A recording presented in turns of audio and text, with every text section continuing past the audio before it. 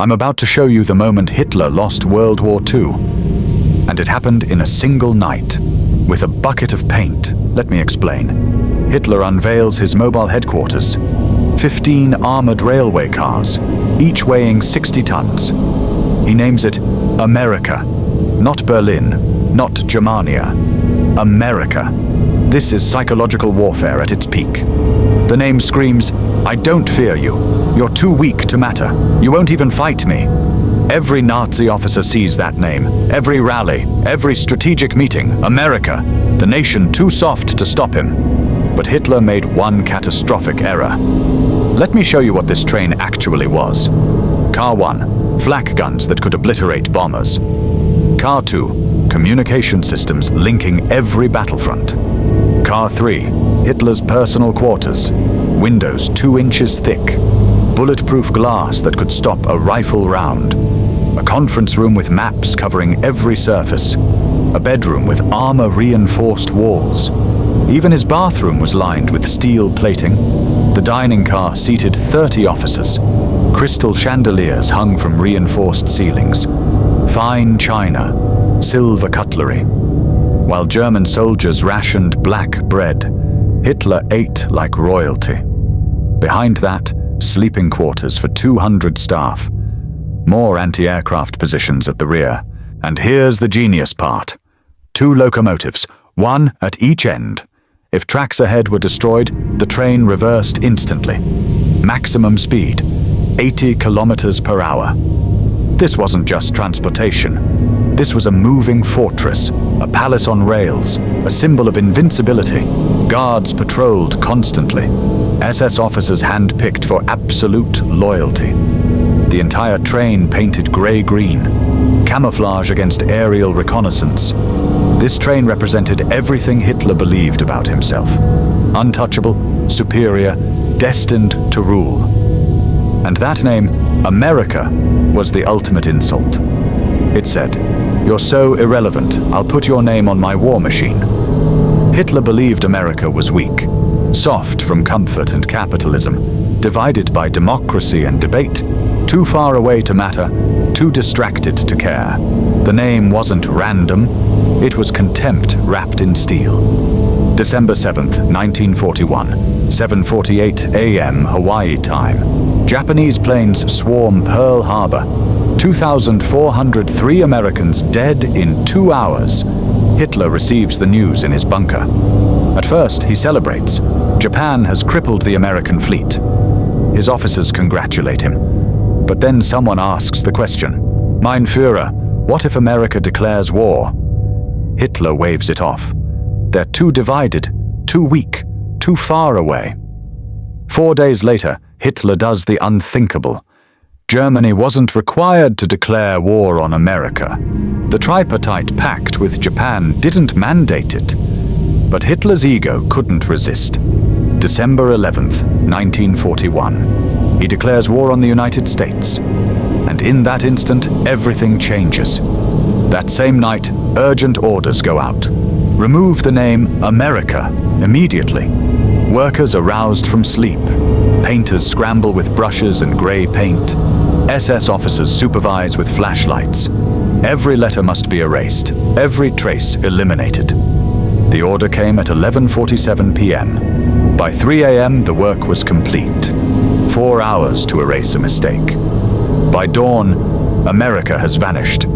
In its place, Brandenburg, a safe German name. A name that doesn't mock the enemy.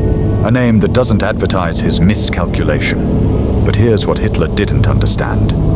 The damage was already done. Every German officer knew why the name changed. Some felt relief. Finally, the Führer takes Amerika seriously. Others felt dread.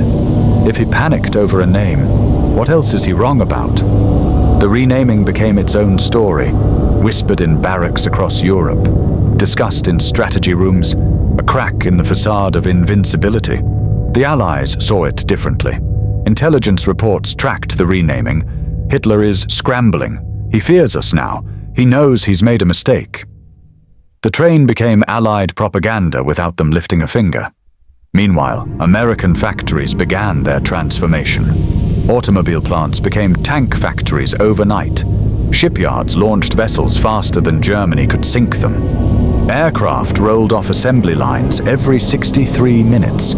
The arsenal of democracy had awakened, and Hitler watched it happen from his renamed train. Here's what makes this even darker.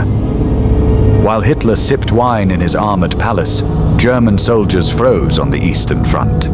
While he slept in reinforced luxury, citizens lined up for bread rations. While crystal chandeliers swayed above his dinner table, mothers mourned their dead sons. The Amerika train wasn't just military headquarters.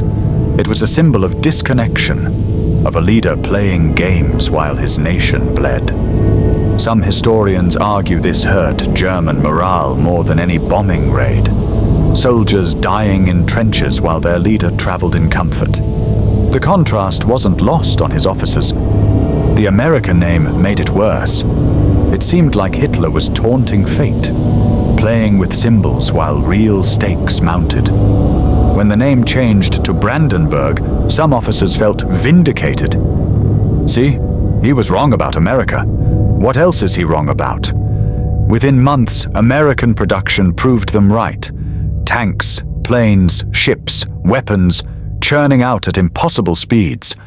An industrial powerhouse that could outproduce Germany 10-1. A nation with limitless resources, oceans protecting its factories from bombs, millions of soldiers ready to mobilize. The frantic renaming had exposed Hitler's fear. It showed his generals that he'd miscalculated badly. Every time Hitler boarded the newly named Brandenburg, he was reminded, not of German provinces, but of his catastrophic error in judgment. The train that once symbolized dominance now whispered failure. Brandenburg served Hitler until 1945. It carried him across occupied Europe, through Poland, France, Ukraine, to the Eastern Front and back. But as the war turned against Germany, the train became a target. Allied intelligence knew about Hitler's mobile headquarters. They tracked its movements, planned bombing raids along its routes. By late 1944, Hitler stopped using it. Too dangerous to be so visible, too vulnerable to air attack. The train that once symbolized power became a liability. When Berlin fell in April 1945, the train was abandoned. Some cars were destroyed by retreating German forces, others captured by advancing Soviets. The locomotive that once bore the name Amerika was scrapped, melted down for metal in a defeated nation. Think about the irony. The train named to mock Amerika was destroyed by the war Amerika helped win. This story reveals Hitler's fatal flaw. Not military strategy, not even his twisted ideology, but his inability to see reality clearly. He surrounded himself with yes men, believed his own propaganda, mistook temporary victories for permanent dominance. The Amerika train embodied this delusion. He thought naming it after Amerika showed strength. It showed blindness. He thought it demonstrated contempt. It demonstrated ignorance. American isolationism wasn't weakness. It was patience. And when Amerika finally committed to war, it did so with total force. The renaming to Brandenburg was damage control, but the damage extended far beyond paint, not to the train, to Hitler's entire war effort. Every German soldier knew Amerika had entered the conflict. Every general understood what that meant. The war was no longer winnable. Here's what most people don't know about this train. Hitler wasn't the only leader with an armored train. Stalin had several. Churchill inspected armored trains regularly. But Hitler's was unique in its opulence, its excess, its disconnection from reality. Today, no complete photographs of the Amerika name exist. Hitler's staff destroyed most evidence. Only descriptions in memoirs remain. Testimonies from officers who saw it. Reports from intelligence agencies who tracked it. The train itself is scattered across history. Pieces in museums, parts melted down decades ago. But the story survives because it teaches us something timeless. Names carry power, especially in wartime. Every symbol matters. Every gesture is scrutinized. Hitler understood this. That's why he renamed the train so quickly. He couldn't let his enemies know he'd been wrong. He couldn't let his people see him backtrack. But the rushed paint job fooled nobody. Everyone knew why Amerika disappeared. The renaming became its own revelation. For the Allies, it was proof Hitler feared them. For German citizens, it was a crack in the myth. If Hitler was wrong about Amerika, what else was he wrong about? If he needed to hide his mistake this badly, how many other mistakes existed? The train became a metaphor, a symbol of misplaced confidence crashing into reality. Arrogance blinds, underestimation kills. Symbols matter more than we think. Hitler thought naming his train Amerika showed dominance. Instead, it became evidence of his greatest miscalculation. When you mock your enemy before understanding their strength, you've already lost. When you're so confident you advertise your contempt, you're vulnerable. When you have to frantically erase your own symbol, everyone knows why. Think about this. A single name on a train, a panicked night of painting, and the revelation of a leader's biggest mistake. That train rolled through Europe for barely a year as Amerika. The name Brandenburg lasted longer but meant nothing. What matters is the 4 hours between them. The moment Hitler realized he'd insulted a sleeping giant. The moment panic replaced arrogance.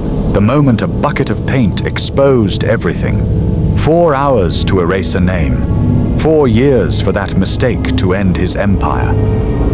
The train named Amerika was supposed to symbolize Hitler's contempt for American weakness. Instead, it became the perfect symbol of his own. One name changed. One war lost. This is the story nobody tells you about World War II. The story of a train, a name, and the night everything changed.